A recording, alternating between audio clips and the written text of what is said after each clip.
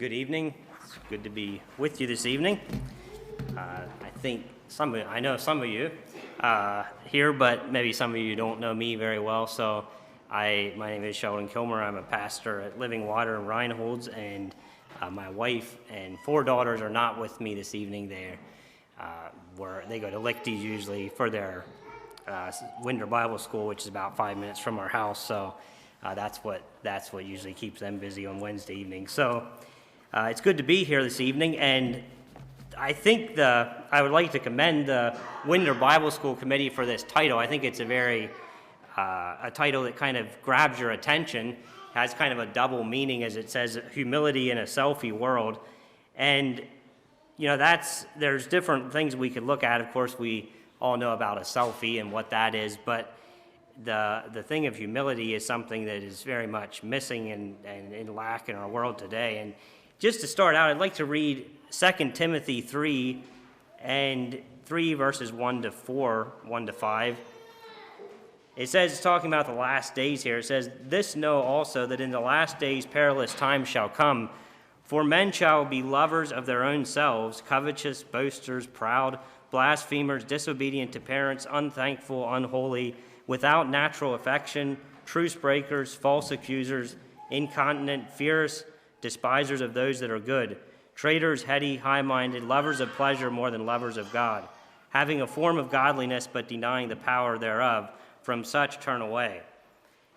It's quite a list of sins listed there, and what stands out is the first sin that's listed there is that men shall be lovers of their own selves. And I think almost all of those things that follow are, by definition, have their root in somebody that's proud or a lover of their own selves. And so certainly a lot of the root of sin is pride, and we certainly are faced with that in our world today. It's not like that's a new struggle, but maybe more than any time we're tempted to promote ourselves and feel like our opinions need to be given at any point. And blogger Tim Chalias, he wrote this paragraph here from an article that I think it was called Humility in Social Media, so very much the same idea, and I thought he had some good thoughts in there. But one thing, I thought this was a good introduction to the subject. He said, this is a direct quote from him, "Social media has been deliberately designed to take advantage of our weakness more than our strengths, to reward pride more than humility. It fosters quick skimming more than deep reading, impulsiveness more than thoughtfulness, indignation more than wisdom. Solomon asks, 'Do you see a man who is hasty in his words? There is more hope for a fool than for him.' But Facebook prompts every user at every moment, 'What's on your mind?' Solomon warns that when words are many, transgression is not lacking. But Twitter suggests at all times and all occasions, tweet your reply. Solomon says the wise will inherit honor, but on most social media platforms, it is the boastful and combative, the ungracious and lascivious who are seen and heard, who are honored and followed. The one who rules his spirit may be better than he who takes a city, but vice so easily becomes virtue on platforms that reward outrage more than self-control, harshness more than kindness, and arrogance more than meekness." And I thought I couldn't have said that nearly that well myself, and I think that's a good introduction to the topic this evening. I don't need to spend a lot of time explaining what a selfie is. Everybody here, I'm sure, knows what that is already. It's a front-facing camera on your cell phone that allows you to take pictures of yourself, and there's nothing wrong with a selfie or taking a picture of yourself.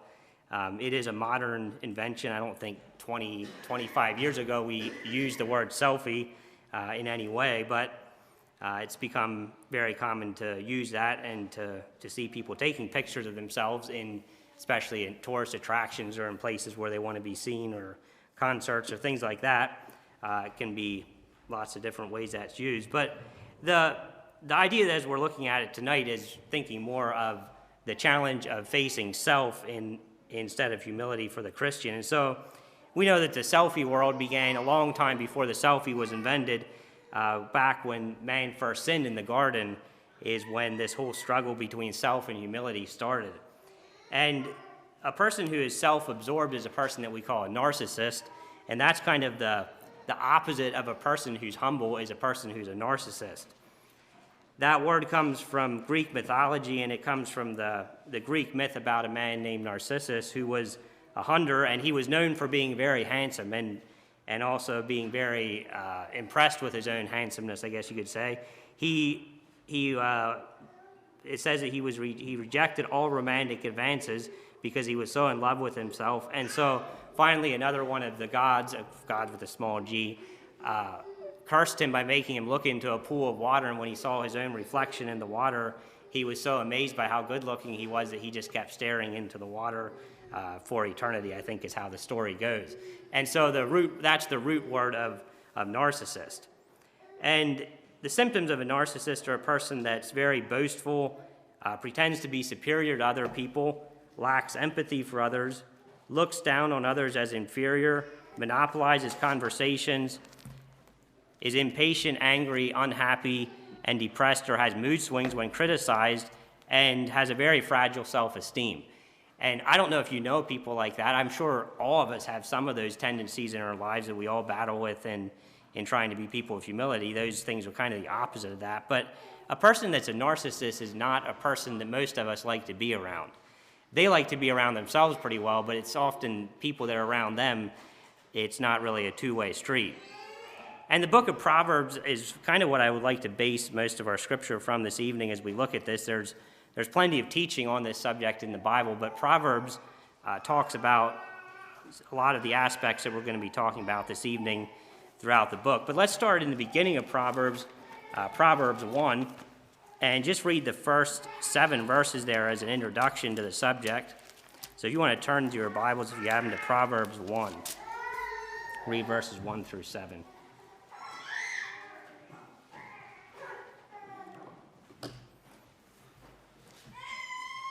The Proverbs of Solomon, the son of David, king of Israel. To know wisdom and instruction, to perceive the words of understanding, to receive the instruction of wisdom, justice, and judgment and equity, to give subtlety to the simple, to the young man knowledge and discretion.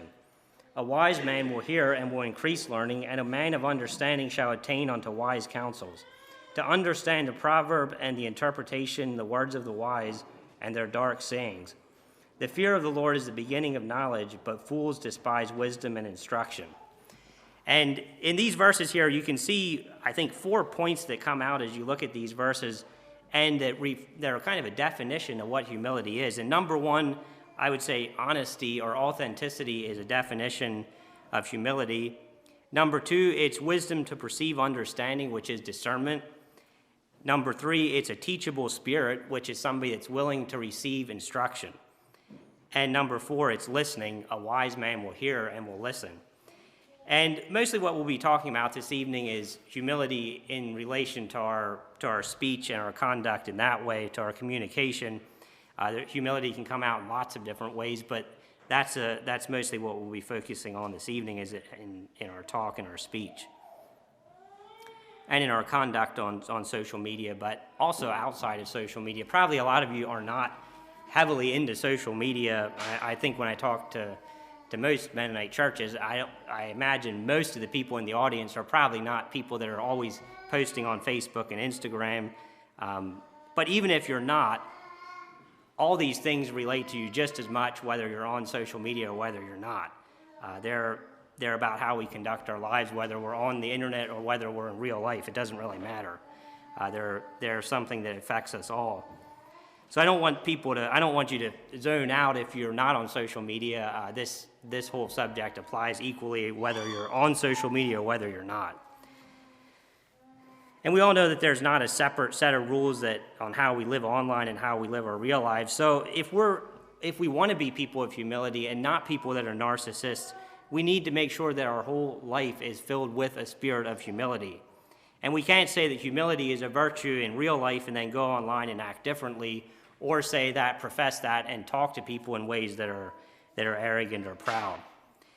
And the first point there I'd like to look at is humility in our lifestyles and in our conduct, which is honesty. One of the symptoms of a narcissist is somebody that's overly boastful and exaggerates one's achievements or pretends to be superior to others. And we know that if we're talking about, if we call our world today the selfie world, it's a world that is obsessed with creating an image of ourselves that is often based at the root of it on dishonesty and pride and materialism. And let's turn to the end of Proverbs now, to Proverbs 30, and just look at one example here that's written. This is actually, I don't think Solomon that wrote this. It says, Observations of Agar. And I'd just like to look at 3 verses in Proverbs 30, verses 7 to 9. Now, Agar here, he asked God for 2 things. I don't know, God didn't say you can have 2 things, but Agar is asking God for 2 things. And if you had 2 things that you could ask God for, I don't know what those 2 things would be. They'd probably be different for each one of us, depending what areas in our life we're lacking the most. We would probably be tempted to ask God for some things that we shouldn't ask him for. But 2 of the things that he asked for are probably not the first 2 things that would come to my mind if I was asking God for 2 things. But let's see what those are. In verses 7 to 9, it says, 2 things have I required of thee, deny me them not before I die. Remove far from me vanity and lies, give me neither poverty nor riches, feed me with food convenient for me, lest I be full and deny thee and say, Who is the Lord? Or lest I be poor and steal and take the name of my God in vain. And so there's 2 things that he's asking God for here, and the 2 things are simply, basically, honesty and a simple lifestyle. And again, those things aren't necessarily things that we wish for in our flesh, but there are 2 things that he realizes that with them, he can serve God better, when he can live a life of complete authenticity, being honest about who he truly is, and also live a life that's filled with simplicity and contentment. Not somebody that's too rich or too poor, just somewhere in the between, that his needs are met, but yet that the things that he has don't draw him away from God. And so I think that's a very good lesson for us as we think about living a lifestyle that's real and authentic. That's what it needs to be based on, is not something that's deceit and not something that's not true, but something that really is truly who we are. And so his request basically boiled down to help me live honestly and simply so I can serve God better. And that's, I think, one of the best antidotes we can look at for getting caught up in our selfie world today. He asked that he wouldn't be so focused on his poverty that he would have to be obsessed with getting enough food to eat, but also that he wouldn't have so much stuff that he would be drawn away by his riches. And I think that's a good question for each of us to ask, when I, and myself included, when I let people observe my life, whether it's online or offline and in the real world, do I try to make sure it's shaped to present a certain image that's not really who I am and what I have? Or am I willing to let people see me for who I truly am, even if it's not perfect and it's not quite the lifestyle that I would like everybody to think that I have? I think that if we think about why we're tempted to post deceptive things about ourselves online, or things that are image crafting about ourselves, we often, I think at the base of that is that we're trying to project a certain image of ourselves that's based on the idea that my worth comes from materialism. When I post, if I do that, pictures of my vehicle, which that's not a problem if you saw my vehicle, or heard it this evening too, as some of you did. But if that's what gives you value, if it was your exotic vacation that gives you value, if it's your house remodel that gives you value, all of those things, if that's what you're trying to project to other people, that proves that at the base of what you see as value is that your things are what you think makes people impressed by you. And that's so easy for us to fall into that trap of feeling like our worth comes from the things that we have, because that's pounded into us all day long by advertising and all the things out there that want us to believe that. But again, being people that are content and willing to live simple and not have to present those things frees our life up to serve God and helps us to be people that are humble. So I think that I certainly am susceptible to try to make myself look a certain way, to image crafting. And when we're tempted to do that, I think that we need to ask God, like Agar did here, give me more honesty and give me more simplicity in my life. That way, when we get tempted to focus on the wrong things, we can be drawn back to seeing what's truly important and not presenting a false image of that we want other people to see. The second thing that we see here is humility in our conversation, discernment. Proverbs 12:23 says, "A prudent man concealeth knowledge, but the heart of fools proclaimeth foolishness." And Proverbs speaks a lot about the fool. You probably all can think of different verses that it talks about in Proverbs about the fool, and often it kind of describes the fool as a loud and ignorant person. There's different aspects of it, but one place in Proverbs 1:22 it says, "How long will you who are simple love your simple ways? How long will mockers delight in mockery and fools hate knowledge?" And I think that one of the areas that we're tempted with in our world today is in the area of information. We have so much information coming at us in so many different sources that it's tempting. We're tempted often to feel like, we can be experts at just about anything if we do research on the internet and figure things out. And there's a lot of people that seem to have kind of taken that into their own lives and feel like they are experts at just about everything and about every subject. And it's very important that people understand that and hear their expertise about these things as well. And that's kind of the definition of the fool in Proverbs, is somebody that always thinks they know everything and wants to make sure that everybody else knows it as well, when it's pretty obvious they actually don't, but they don't see that. And that's one of the definitions that you see as you look at different examples in Proverbs here. So Proverbs, Solomon was very aware of this issue back 3,000, 4,000 years ago, and it's nothing new. And living humbly means that I don't need to give my opinion about every subject. That's something that I think is, again, a challenge for us in our world today. We're constantly tempted or told that we need to share our opinions, we need to express ourselves, and we need to make sure that everybody knows how we believe about things. And if we're talking about sharing the Lord with other people, that's good. But often it's not necessarily that we feel that is so important to share, that we feel tempted to share about. And I guess for myself, I have to keep in mind that I don't always need to have a comment or an opinion about every cultural and political happening. And I think that in our world today, that's often a temptation, is that it feels like, we have all these things coming at us, all these things that we see in the news, and we kind of feel like we need to know and have an opinion about everything that happens. And as a challenge to myself, I think I need to remember that I don't always need to be the first one to jump into a conversation when somebody asks for an opinion about something. As a Christian, I think we should have good reasons to believe why we believe on a certain subject, but I don't need to also feel threatened when somebody opposes my views as well. If somebody has a differing opinion about something that is not clearly a scriptural teaching, I don't need to feel threatened or get defensive if that's aired. I can listen to them and try to understand them. I don't feel like I need to squash that opinion or defeat them.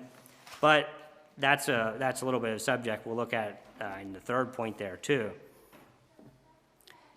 And I think to keep from becoming the fool, as it's talked about in Proverbs, there are several things that we need to strive for. Proverbs 14:15 says, "The simple believe every word, but the prudent man looketh well to his goings." Another version, the ESV, says, "Fools believe every word they hear, but wise people think carefully about everything." And I think that's important as we're Christians in a selfie world in the 21st century here. We have lots and lots of information coming at us, and that means that we have a lot of discernment that's needed as we process all these different things that are coming at us, all this information.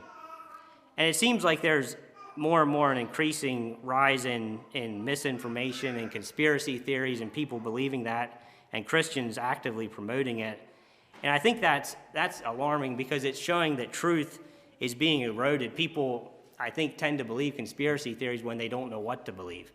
And so there is truth out there, and you can find it, but sometimes it's hard to know what it is. And so it's easy to throw up our hands and just say, well, I'll just decide what is truth.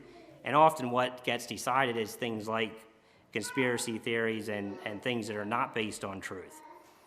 And often the people pushing that are the loudest and the most sensational people. It's conspiracy theories and misinformation and things like that are often very exciting. They appeal to us because often the truth is more boring than what people make up. And so it's very tempting to believe those things. But there's a few things as we think about perception, maybe some challenges to our perception as Christians that we should be aware of. And one of those things is confirmation bias. And probably most of you are familiar with this word, or this term, but it refers to the tendency to look for information that only confirms what we believe and to only accept facts that strengthen our preferred explanation, and to dismiss data that challenges what we already accept as truth. So to give an example of this, if you've heard that drivers in Boston are bad drivers, you're thinking about that and you go up to Boston and you start driving around, the chances are every rude Boston driver that you meet is going to be a person that you're going to say, yep, that proves that all Boston drivers are rude. And you won't notice the probably 95% of drivers that just drove by you normally without being rude. But because that thought was lodged in your mind, you're looking for those things, and those are the things that stick out, and often we then discard all the other ones that didn't prove that point and say, well, that proves the point. All drivers in Boston are rude drivers. According to one study, Houston is actually the worst city for rude drivers, and Boston was 5th. So that's, according to insurance claims, I think they calculated that. So they are rude, but maybe not the rudest drivers. And that's something that we should all keep in mind, that we are very susceptible to confirmation bias, and humility helps us to acknowledge that we have these tendencies, that we as humans are not perfect in our thinking, and that we have different things that we are often tempted to be led astray in. And I think that if we're thinking about how we process information as people that are humble, we're willing to say, yes, I could be led astray. And so I need to be aware of that, and be aware that I shouldn't get all my truth on, especially on social and political subjects, which maybe it's best if we just stay away from that, but I'm sure we're all somewhat going to get that influence in our lives. I think that it's good to intentionally get our news and information from multiple sources. Don't just go to the place that feeds what you already believe, but go to some sources that are biased against what you believe. And probably somewhere in the middle is where you're going to find the truth about subjects like the news and political and social subjects like that. Again, I'm not saying to do that when it comes to biblical truth and things like that. That's there and that's clear, but thinking about how we get our information otherwise and what can make us biased. Another area is discernment with sources. We should respect people with experience and expertise, and that's not to say they're always right. People that are experts or that have expertise in a field can be wrong and often are wrong. But I think that if you can relate in your own life to doing research on a subject on the internet versus talking to somebody who is in a certain field. For instance, if I am trying to fix my dishwasher, I know there's a problem, it doesn't do something right, and so I start to fix it. So I go online and go on YouTube and put in the problem that I'm having, and soon I find 100 different people saying how I can fix this problem multiple ways. I can also go to a person that's an appliance repair person and say, this is my problem, what should I do? And they'll often just say, oh, you need to do this and this and this. And, oh, did you think about this too? And it was all stuff I hadn't even thought about, even though I had done research on the internet. Online research is no match for people that are experienced in their field and that know what they're doing. But it's very easy to feel like if I did my research on the internet, then I know more than other people about this. That we're tempted to do that, and I think that's often our pride coming through in that way, that we kind of want to be the source of information, and we want to believe that what we believe is correct. So if we're going to properly discern and sort through all the information that's coming at us, humility is very essential as we do that. We certainly all like to feel unique and like we have special knowledge that other people are missing, yet I think if we're honest, that often comes from a sense of pride and from feelings that we have superior information that other people don't have. I think that's one of the appeals of conspiracy theories, is that it's information that other people don't possess. I think that as people of humility, we will confess that there's many things that we just don't know. We can't know for absolute certainty, and we have enough humility to listen to what other people that know about the subject have to say about it. one quote, I forget which book it was I read this in, but he said, "America has become a nation of self-proclaimed sages. Anyone with access to Google or even information received from a trustworthy friend feels confident challenging the experts." And professors and teachers talk about students that feel very free to challenge them even though they've been studied on a subject for many, many years. Their students come into the classroom and feel like it's wrong for the teacher to challenge them even when they're saying something that's completely wrong. There's different examples of that, but I won't get into that. But just another symptom of that same problem. But I think that as Christians, we should be people that stand out as different from the loud opinions of people with shallow knowledge about things. We should be people that insist on truth, not just the most exciting version of what we want to believe. And I think that is a temptation for us, is that often false narratives fit into what we already want to believe, and so they're very tempting for us to say, well, that's the truth because actually that's just what I want to hear, when the truth is often not as exciting, but it's still the truth.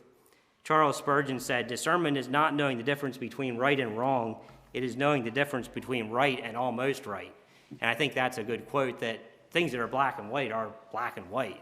It's the things that are white and almost and just a little bit gray is where it starts to require a lot of discernment and godly wisdom to figure those things out. Part of discernment is also knowing when to speak up and when to be quiet. On social media, we're constantly tempted to share our opinion, and there's an agenda behind that. Social media wants to get more people on their site because in the end it makes more money for them. But if our sharing on a subject that's political or social especially doesn't point to kingdom of God principles, then it's probably best that we are just quiet about it. When I see Mennonites talking about things like supporting Second Amendment rights while they say they're non-resistant, I think it'd be better if we were just quiet. When we say we love our neighbors as ourselves, then we post racist and anti-immigration things online, I think it's better if we would just be quiet about that.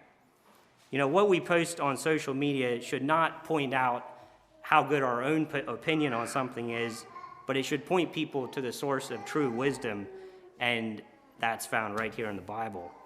And so a question I think I need to ask myself too is, when I talk to people, when I post online, am I demonstrating earthly wisdom or pointing people to wisdom that's from above? And I think that's especially where this subject of discernment really becomes important, because it affects our witness to our neighbors and the people that may follow us on social media and that we run into in our everyday lives. Third point is humility and counsel, being a person that's teachable. And it says, "A wise man will hear and will increase learning, and a man of understanding shall attain unto wise counsels." I think today we're tempted to get less of other people's opinions in our churches and communities because we can so easily get information on the internet. Why talk to somebody in my church about something when I can just, in a couple seconds, be online and find all the information I want to about a subject? And again, that is really handy. I don't want to downplay that. That's nice to be able to do that. But it can kind of give us the feeling that we don't really need other people, that we can get our information, and I don't need to rely on people. But I think that means that more than ever, the local church is so important for us as Christians. Romans 12:3, we all know those verses, but it says, "For I say, through the grace given unto me, to every man that is among you, not to think of himself more highly than he ought to think, but to think soberly, according as God hath dealt to every man the measure of faith. For as we have many members in one body, and all members have not the same office, so we, being many, are one body in Christ, and every one members one of another."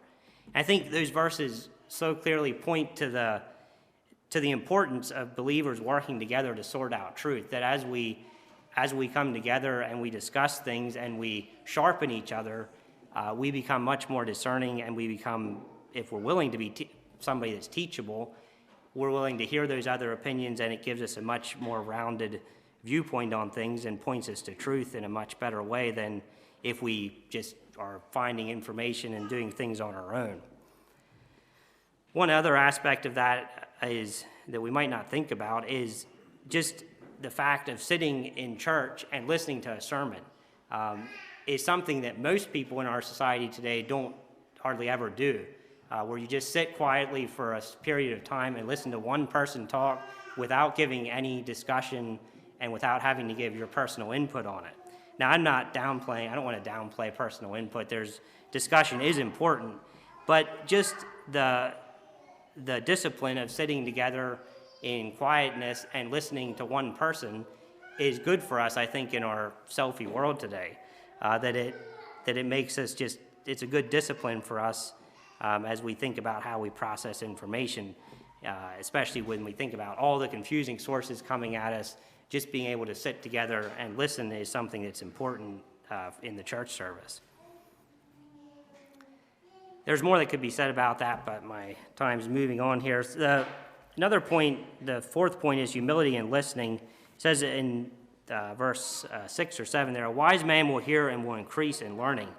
And today's culture, I think you would probably agree, is a culture of outrage.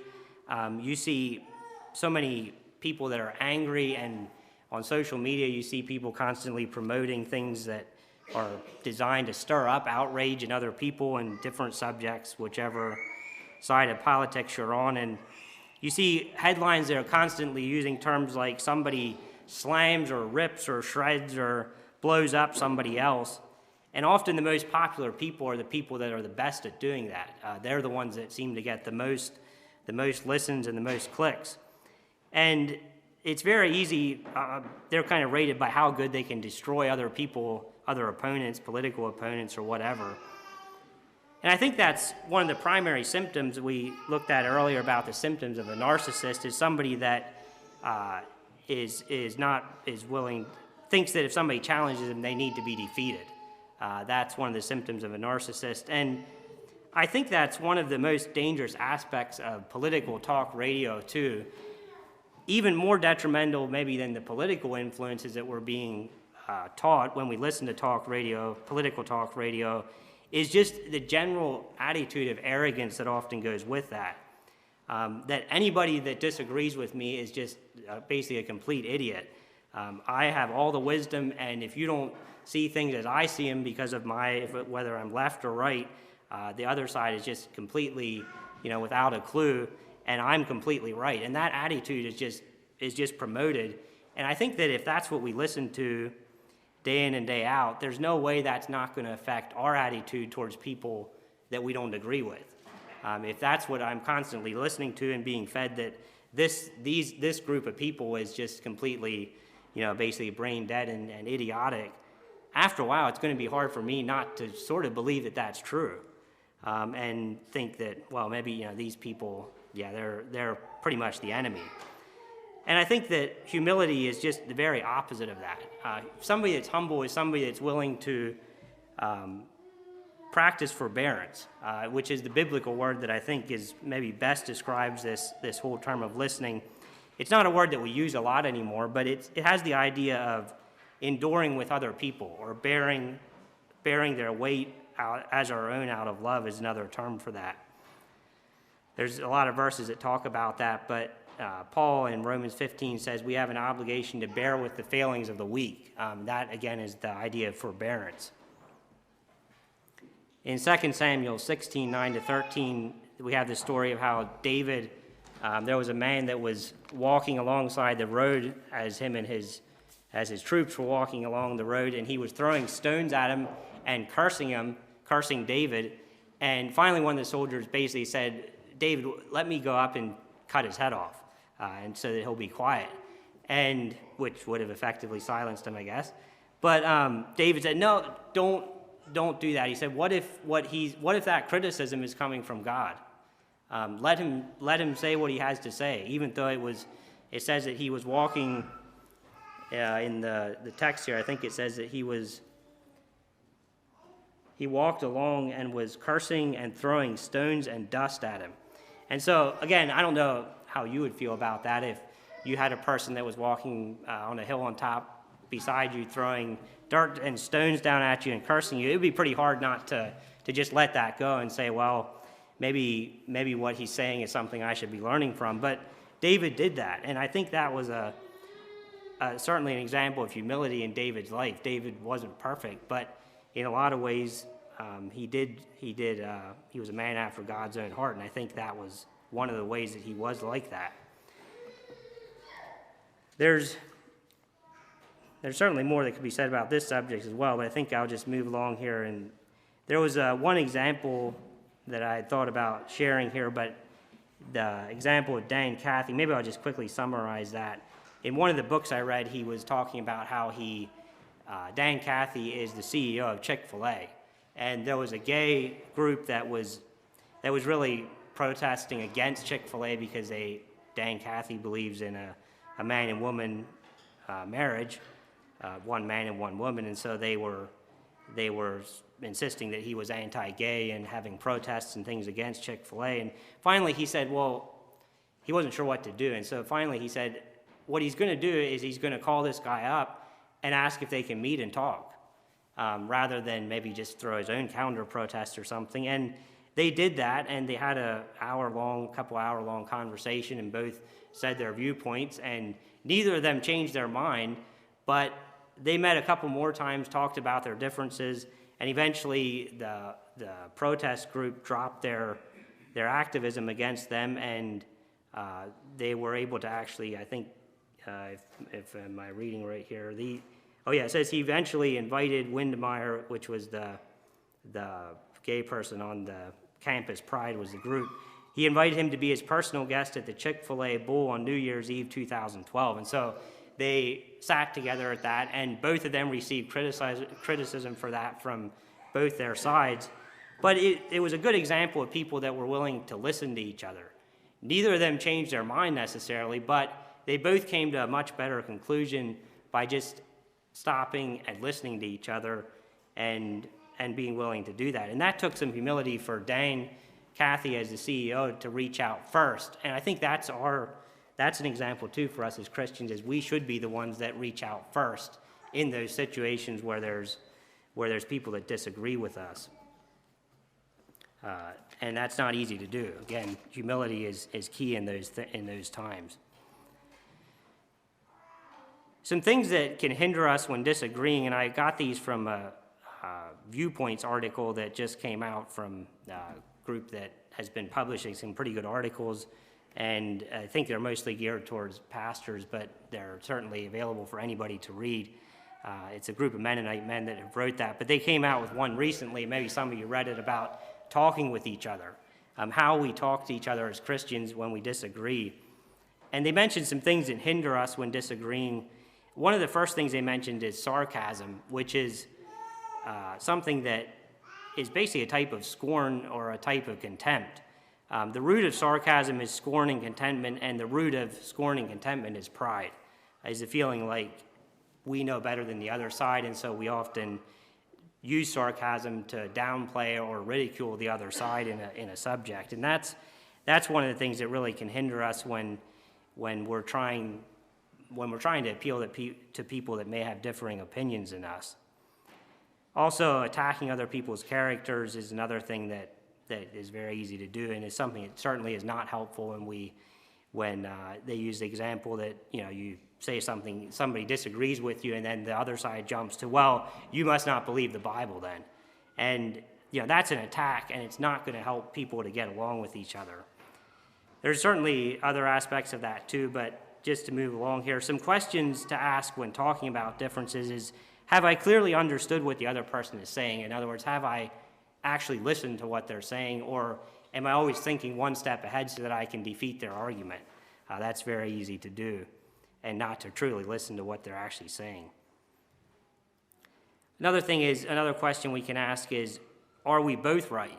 Especially when two Christians are disagreeing on something, maybe we're both right about it.